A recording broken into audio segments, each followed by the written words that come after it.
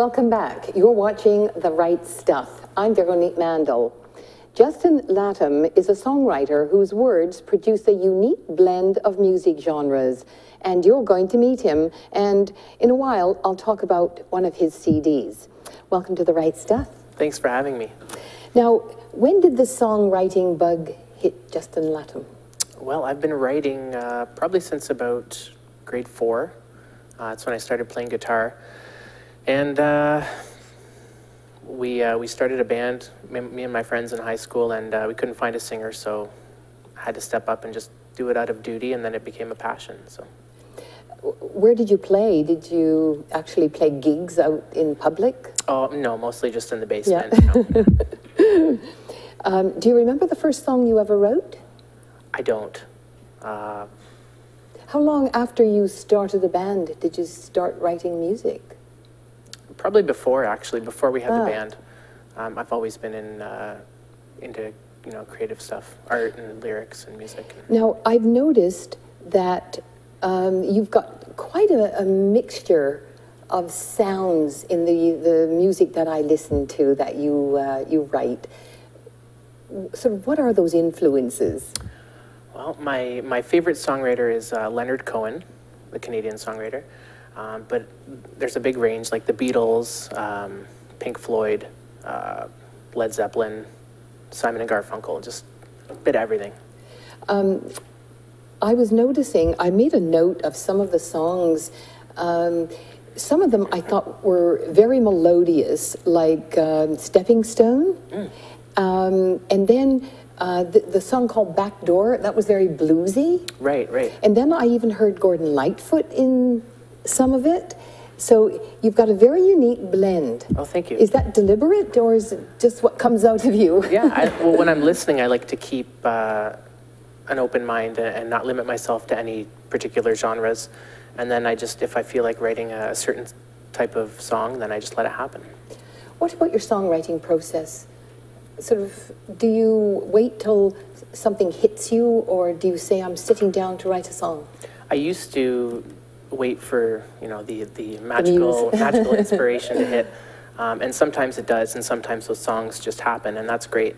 But I've learned that you also have to work at it. It's a craft as well, and the more often you work at it, the more likely those magical moments happen. So.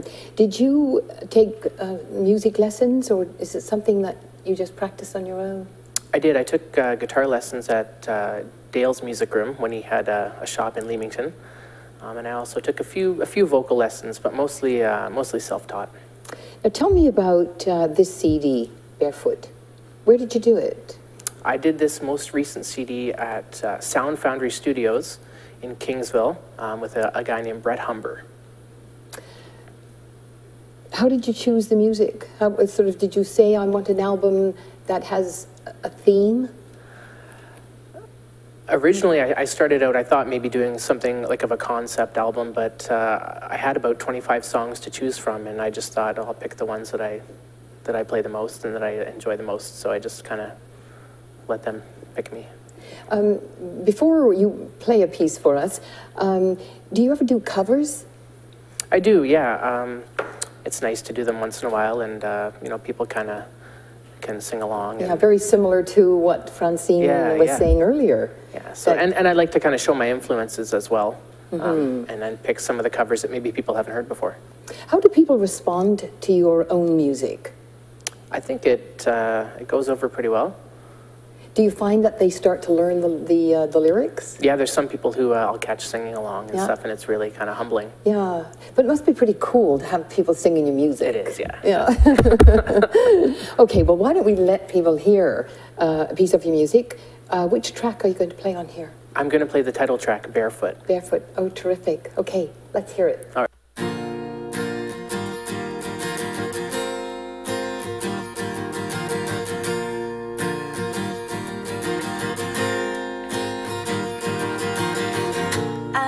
Can't stand this any longer. This burning need to be set free from this oppression down below me. keeping my feet in captivity. Then the laces, they come undone, and I go and slip my shoes off one by one. Now I'm barefoot, feeling alright. Barefoot, both left and right, both day and night. Now I'm barefoot, feeling alright. Barefoot. Now there is nothing in between us, my bare feet and the blessed earth. And it is such a simple freedom, I could not pay for what it's worth. When those laces, they come undone, and I go and slip my shoes off one by one.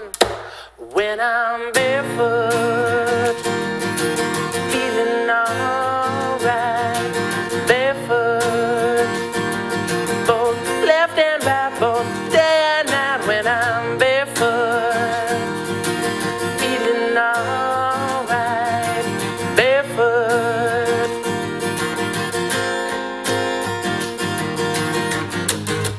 Nothing binding me or reminding me I'm not working for the man anymore. They are free to breathe, they are free. It's the way I've got to live, the way I've got to live is barefoot, feeling alright. Barefoot, both left and right, both day and night. When I'm barefoot, feeling alright. Barefoot.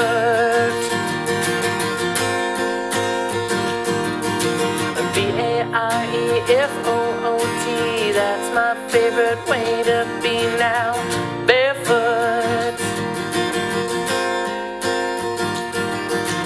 B-A-R-E-F-O-O-T, that's my favorite way to be now. Barefoot, feeling alright.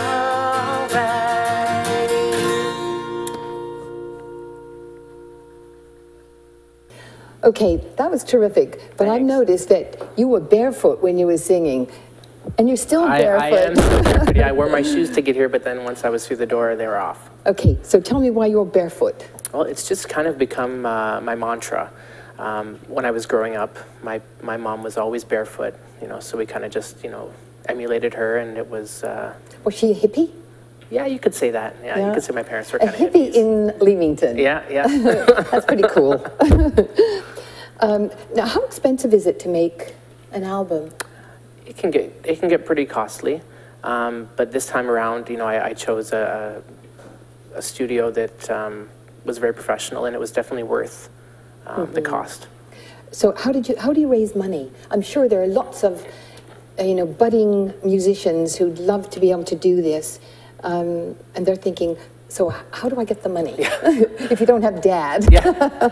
Well, actually, my wife came up with an idea to do a house party tour, and kind of just, you know, get the people who want to support you and let them help fund the album, and it went over great. So how did that work? So I kind of just I came up with the name, the Barefoot in Your House Tour, and I kind of just put it out there to the, you know, the local community, and got a great response from it.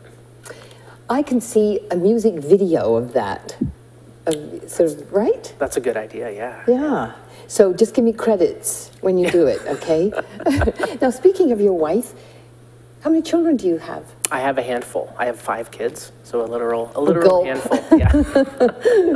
You don't look old enough, actually. I get that a lot. Yeah, I bet you do. What do they think of Dad the musician?